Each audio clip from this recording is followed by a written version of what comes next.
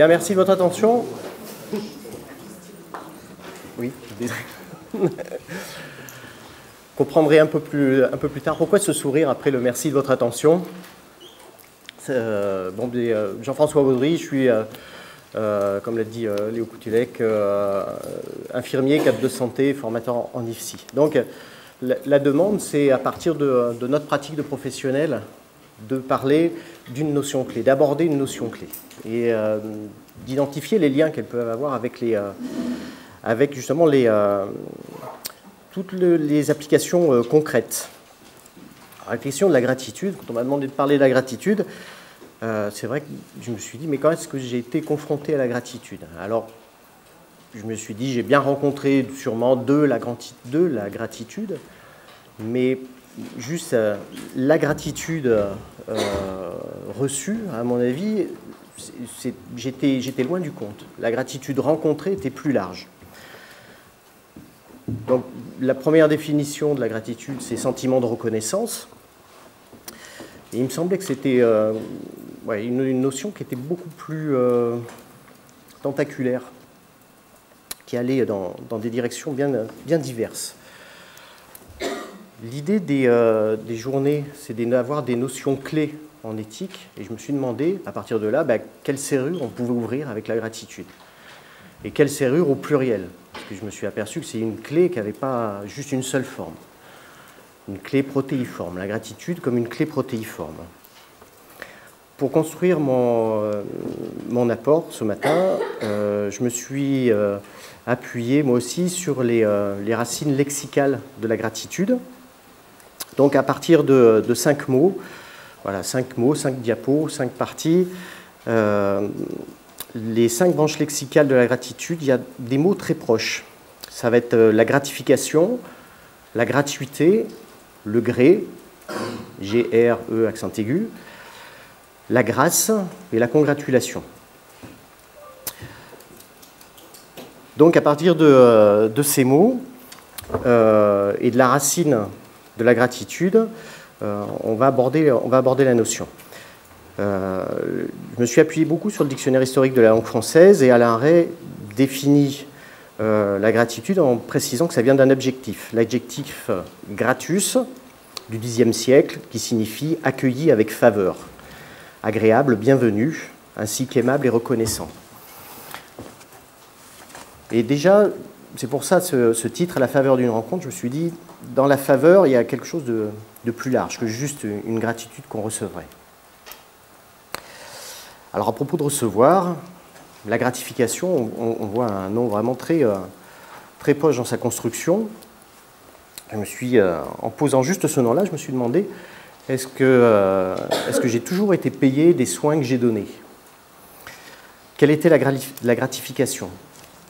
Et puis, mais déjà en prononçant cette phrase, les soins que j'ai donnés, si je donne des soins, je ne les ai pas vendus. Donc la gratification, je me dis, il y a quand même une différence quelque part. Donc si je ne peux pas les vendre, je ne me commets pas. Je ne me commets pas parce que je donne des soins au lieu de les vendre. Je suis resté propre. Alors, pour parler des actes, de la tarification des actes, tous les professionnels le savent, surtout en milieu libéral, on parle d'honoraires. Et le mot honoraire, lui aussi, il est intéressant parce qu'on parle toujours d'honoraires au pluriel. On retrouve la racine honorable. Voilà, on touche des honoraires parce qu'on assure une charge. Une charge, et on retrouve là le nom, la dignitas latine, de la charge publique. Donc l'exercice d'une profession de santé, ça dépasse juste un acte individuel. Ça a une signification aussi qui est sociale. Alors, ce que j'ai trouvé intéressant aussi, c'est de voir que dans le code de déontologie des infirmiers, comme je suis infirmier, c'est précisé, il est interdit à l'infirmier d'accepter une commission pour quelque acte professionnel que ce soit. Alors la commission, pourtant, c'est une rétribution.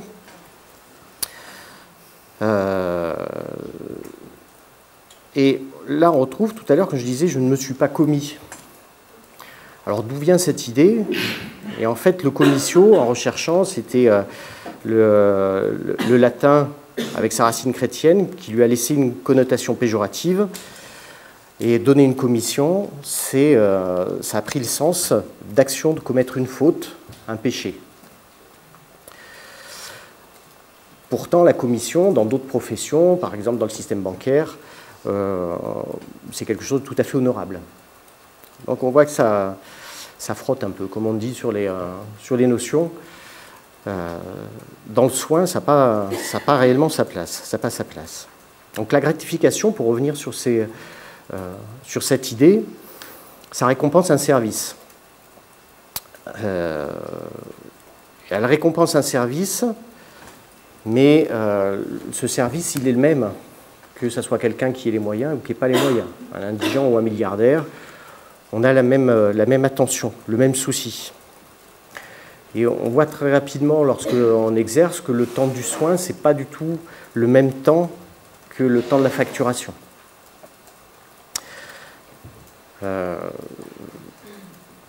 Tous ceux qui ont déjà fait des réanimations d'arrêt cardio-respiratoire, on voit très bien que ce n'est pas les mêmes temps. Hein.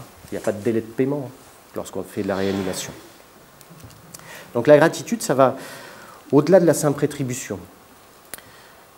Alors que la rétribution elle-même, c'est le solde de tout compte. C'est un désengagement. On voit qu'il y a quelque chose qui perdure. Le soin, c'est une activité de relation. Et la gratitude, ça signifie qu'un lien perdure, au-delà du temps du remerciement. Deuxième mot, la gratuité. Gratitude et gratuité. Alors, tant que j'étais dans le... mais alors, si je donne mes soins, est-ce que je les offre, mes soins? Et c'est vrai qu'offrir ses soins, ça a aussi un autre sens. Lorsqu'on offre ses soins, on ne choisit pas. Et j'ai jamais choisi les personnes que je soigne. On soigne les personnes qui viennent, qui ont besoin, ou plus, des fois, on peut se relayer ou confier aux collègues les personnes difficiles à soigner parce que personnellement, ou certaines situations vont faire écho. Et puis, pareil, on va relayer des collègues, mais on va uniquement relayer. On ne va pas choisir les personnes. Alors, peut-être aussi, on offre ses soins, on ne choisit pas les personnes de la même façon que la maladie, elle ne choisit pas les personnes. On voudrait faire porter les comportements comme responsables des maladies, mais en fait, c'est loin d'être aussi simple que ça. Et puis, lorsqu'on va au bout du bout, on s'aperçoit que lorsqu'on est rendu à la mort, elle ne choisit pas. Ou alors, elle choisit tout le monde, parce qu'on est tous mortels. Les soins face à la mort, ça m'a amené une autre réflexion. Mais pourquoi est-ce que j'étais là? Pourquoi est-ce que j'ai tenu la main de personnes qui mouraient? Que ce soit des enfants qui étaient souvent étonnamment résignés, ou des personnes plus âgées qui, elles, alors qu'elles avaient toute leur vie eu le temps de réfléchir, étaient par contre beaucoup plus terrifiées souvent. Alors j'ai tenu la main parce qu'il y avait des personnes qui n'étaient pas là, ou parce que des fois c'était important de pouvoir accompagner. Alors est-ce que c'était par goût personnel? Sûrement pas. Moi j'aime bien trop la vie. C'est pas quelque chose pour lequel j'ai de l'appétence. Je ne pense pas qu'on peut avoir de l'appétence pour ce genre d'activité. Alors pourquoi est-ce qu'on devient soignant? Après tout, personne ne nous a obligés, personne ne m'a obligé non plus. Parfois, on peut passer des années avant de trouver pourquoi est-ce qu'on devient soignant. Alors il y a bien une part de raison, il faut bien distinguer de la part de calcul. Ça c'est Kant. Hein. Bon, on n'a pas cité Kant ce matin, ça serait dommage. Donc voilà, bien distinguer la part de raison de la part de calcul, dans ce qui reste un choix. Parce que, alors, dans les raisons, les relations humaines, les savoirs scientifiques, les modèles, les contre-modèles, on a tous nos raisons. Mais on voit qu'à partir de là, il y a un choix. Mine de rien, il y a un choix. Et je pense que cette possibilité de choix, on la retrouve Et c'est ce qui permet qu'il y ait de l'éthique. Parce que sans possibilité de choix, est-ce qu'il reste encore quand même de l'éthique? Gratuit, ça signifie désintéressé, sans motif. Alors sans motif, mais quand même, pourquoi est-ce que je soigne? Et en fait, c'est ce qui me fait vivre. Je vis de mes soins. Et là, ça m'a amené sur Emmanuel Lévinas et Vivre d'eux, qui a été repris et étendu par Corinne Pelluchon avec les nourritures. Vivre d'eux, c'est aussi se nourrir d'eux. C'est faire soi, c'est incorporer. Même lorsqu'on respire, l'oxygène, on l'incorpore et ça va devenir des éléments qui vont être en nous. Et lorsqu'on développe nos soins, je me nourris aussi des soins, des rencontres, des liens et de ces soins. Et ça me construit. Lorsqu'on soigne, on constate forcément la souffrance.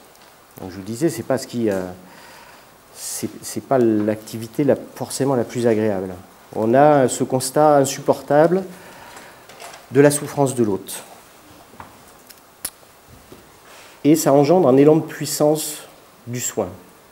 Faire face en tant que spectateur malheureux du malheur de l'autre, on pourrait dire, ça pousse à agir. On sait qu'on peut potentiellement, parfois, souvent, apaiser la souffrance. Donc l'acte de soin, ça vient assouvir cette pulsion de pouvoir, parce que c'est du pouvoir de soigner, qui hante toujours la posture du soignant. Donc c'est pour ça que j'ai repris cette citation de Jacques Derrida, pardon. On prend toujours en donnant. On doit a priori donc demander pardon pour le don même. On doit avoir à se faire pardonner le don, la souveraineté ou le désir de souveraineté qui hante le don. Et c'est sûrement pour ça qu'on prend soin, en donnant des soins. Ça m'a permis de comprendre enfin cette aporie. Donc il y a de l'obligation dans la gratitude. Il y a de l'obligation à l'humilité, à se faire tout petit. Et c'est vrai que la gratitude a aussi cette particularité que c'est à la fois quelque chose de tout petit et quelque chose de grandiose. Donc on prend en soi quelque chose des autres et on devient interdépendant. Alors là, je n'ai pas relié à Johan Tranto, mais ça lui plairait sûrement. Elle qui parle toujours de l'interdépendance. Donc on donne, entre donner, pourquoi aller jusqu'à pardonner? Parce que pardonner, c'est donner d'une façon totale. C'est de la même façon que parachever est l'action totale d'achever quelque chose, pardonner, c'est l'action totale de donner. Donc il y a une façon de procéder totalement dans la gratitude. Autre mot, le gré.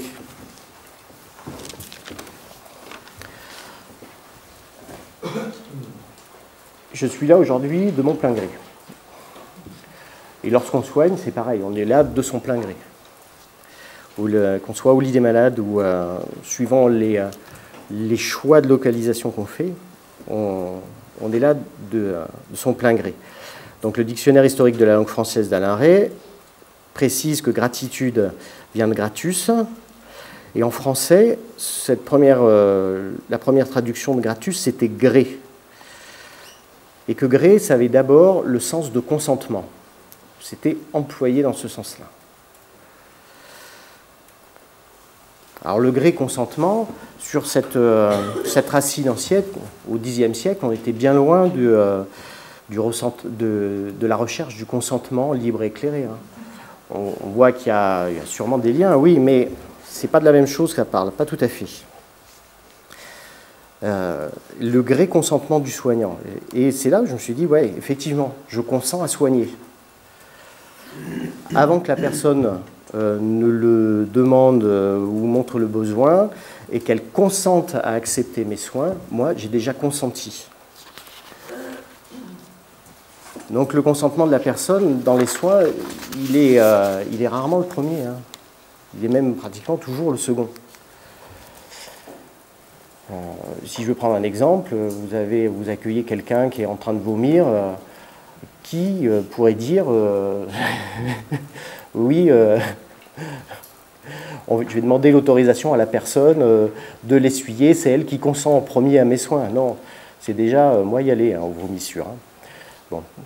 C'est aussi ça le concret des réalités soignantes. Alors moi, soignant, je considère que c'est bienvenu de soigner. Même si la réalité n'est pas rose, j'accueille avec faveur. On retrouve cette idée de faveur, toujours, de la gratitude. J'accueille avec faveur la personne qui se présente. Et le retour réflexif de cet accueil, c'est le savoir gré.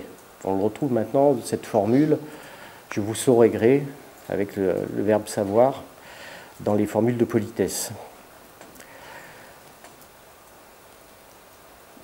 Donc, la gratitude, on la retrouve dans le gré, et toutes les formules avec gré, en fait, ça marche assez bien avec le soin. De gré, spontanément, au gré d'eux, selon la volonté, de gré à l'amiable, de son plein gré, librement, sans y être forcé. Le mot gré, après, a évolué et a donné le verbe agréer et l'adjectif agréable, qui signifie être au gré de quelqu'un. Et donc, il n'est pas construit et agréable sur le plaisir, hein, pas du tout, mais sur le consentement. Ce consentement à soigner sans distinction, est-ce que c'est de la générosité? Ça voudrait dire s'occuper des autres sans préoccupation d'intérêt personnel, ou alors en le faisant passer après. Il y a une forme de générosité, une noblesse du comportement qui passerait après les préoccupations plus basses, les calculs. Alors c'est vrai que la générosité, ça renvoie actuellement la générosité du soin aux contraintes et puis à la parcimonie et à l'équité avec laquelle on est obligé de faire au vu des moyens dont on dispose. Donc on arrive avec la gratitude quand même à une certaine générosité, même avec les moyens les plus minimes, il me semble.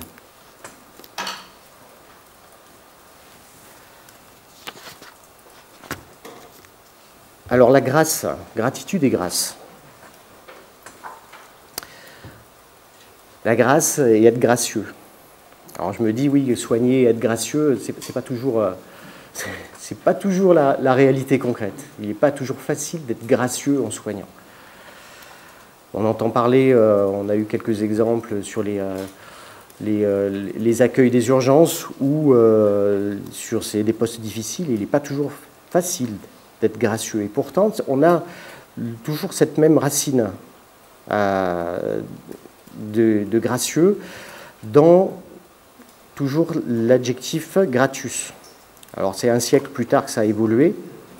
Et le mot grâce, d'abord, c'était l'acte par lequel on s'acquiert de la reconnaissance. D'où service rendu. Et après, le mot a pris un sens plus politique. Tous les désespoirs de la société, ils arrivent aux urgences, et tous les désespérés connaissent cet endroit, et ils le connaissent même des fois, plusieurs fois de suite. Et comment accueillir les désespoirs? C'est ça un petit peu l'enjeu de la gratitude aussi, du soignant. Comment accueillir les désespoirs? Et on est plus ou moins gracieux. Alors, suivant nos capacités du jour, suivant nos compétences, suivant notre ouverture aux désespoirs les plus diverses, mais surtout, je pense, suivant notre éthique. Et là, il me semble qu'il y a un élément important dans les liens entre la pratique, une pratique gracieuse et l'éthique. Je ne pense pas qu'elle soit possible sans. Et cette éthique, elle se montre comme indispensable si l'on prend... je me fais la réflexion, on voit passer beaucoup de comptes rendus, de publicités pour les meilleurs ouvriers de France. Et je me dis toujours, ouais, bon, à quand les soignants? Et si on veut pousser jusqu'au bout, je me suis dit, oui, à quand la meilleure toilette d'une personne en fin de vie? Oui, quand le meilleur pansement de moignon. Et puis là, on voit évidemment que le savoir-faire, ça ne suffit pas pour soigner, quoi. On ne rendrait vraiment pas compte de notre activité. Le mot grâce, il porte plusieurs directions avec la même signification. Donc avec cette même signification, on voit que parfois il va dans le sens du don reçu, le don accordé, on reçoit la grâce. Parfois il s'agit de celui qui est retourné, c'est l'expression rendre grâce, l'action de reconnaître un bienfait reçu, un remerciement. Et puis parfois, c'est plus qu'une apparence. Et là, on retrouve la grâce du danseur, le charme, l'agrément. La grâce, ça souligne, avec ces deux sens, ça souligne le caractère réflexif de la gratitude. Et c'est sûrement pour ça que, même si on n'attend pas de félicitations pour les soins qu'on fait, on n'en attend jamais, les violences envers les soignants, c'est quelque chose qu'on n'arrive jamais à comprendre. Parce qu'il y a quelque chose de réflexif qui se joue dans notre activité. Les derniers mots sur lesquels je voudrais, à partir duquel je voudrais parler, c'est la congratulation. On identifie bien la même racine de gratitude. La congratulation, alors Alain Ray souligne que ça vient de gratuler, qui signifiait remercier, féliciter, et que cet emploi archaïque de gratuler n'a pas été conservé, ça a donné uniquement le verbe congratuler. C'est vrai, on ne gratule plus beaucoup, je dois l'avouer. On se congratule, par contre. Alors, on se congratule, donc il y a ensemble, pour se réjouir avec l'autre. La définition, c'est jouir du plaisir que l'on éprouve lors d'un événement heureux pour l'autre. On se congratule. Donc on est partie prenante dans le remerciement qui devient réciproque. On se congratule ensemble. On se congratule, on congratule avec l'autre, ça devient réciproque. Et puis petit à petit, le sens de la congratulation peut aller jusqu'au réfléchi. On se congratule, on se félicite soi-même. On est content de ce qu'on a fait. Voilà. Je me dis que dans les soins, parfois, on est, il y a peut-être de ça. Et on se conforte d'avoir bien fait, même s'il n'y a personne pour nous le dire, même s'il n'y a pas de félicitations. Donc la gratitude, peut-être qu'elle nous aide aussi à se dire qu'on a bien fait dans le soin, même sans les félicitations. La psychanalyste Mélanie Klein écrit « Le sentiment de gratitude est un dérivé important de la capacité d'aimer. Il est essentiel à l'édification de la relation au bon objet et nécessaire à la reconnaissance de ce qu'il y a de bon chez les autres et chez soi-même. » Et elle oppose la gratitude à l'envie, qui pour elle est négative. Et la gratitude, c'est avant tout déjà reconnaître ça. La capacité de s'aimer soi-même et par là d'aimer les autres. Le retour réflexif de la gratitude, il va être très discret. C'est quelque chose quand même de remarquable. Je parlais de l'humilité, de ces petites choses. C'est le sourire, on le perçoit tous dans notre activité. C'est simplement soutenir un regard simple. C'est c'est plein d'humilité et c'est nécessaire pour soigner. Alors, juste pour terminer sur la notion de gratitude, où j'ai été un petit peu bousculé par le dictionnaire historique, c'est que si on cherche gratitude, on ne trouve pas, on trouve ingratitude. Et en fait, historiquement, l'ingratitude a été nommée avant la gratitude. Et c'est en évoluant que est venu ce sens de gratitude. Alors je me dis, est-ce que c'était un phénomène tellement présent, tellement évident qu'on n'en parlait pas? Ça pourrait être ça aussi, tout simplement. Ou alors c'est parce que si la gratitude est quelque chose de normal, l'ingratitude, elle choque, donc elle a besoin d'être désignée beaucoup plus. Et voilà, je me dis, toutes ces qualités soignantes dont on ne parle pas, est-ce qu'elles sont évidentes ou est-ce qu'on doit toujours en parler que lorsqu'on leur fait violence? Donc là, je pense à la patience, à la présence et puis à la douceur, qui me tient à cœur. Je travaille dessus, c'est pour ça. Si, principalement. Mais pas que. Mais pas que. Alain Ray, donc toujours sur le dictionnaire, pour reprendre dans les différents sens, et je vais conclure sur celui-là, il trouve les racines de gratus. Gratus a elle-même des racines dans le sanskrit, avec Gurta, et le lituanien, Girtas, qui signifie célébrer. Et là, je me suis dit, mais qu'est-ce qu'on célèbre? Et c'est quoi quelque chose que l'on célèbre? Alors, il y a ces deux derniers sens, qui est une célébration, c'est qu'on rend public. Et je me dis que dans le soin, la gratitude du soin, c'est ça. C'est aussi une approbation rendue publique. Et puis, il y a aussi la célébration, c'est la solennité du moment. Et là, je me dis, ouais, j'ai bouclé. Entre l'humilité est devenue grandiose, c'est bon, on peut s'arrêter. Je vous remercie.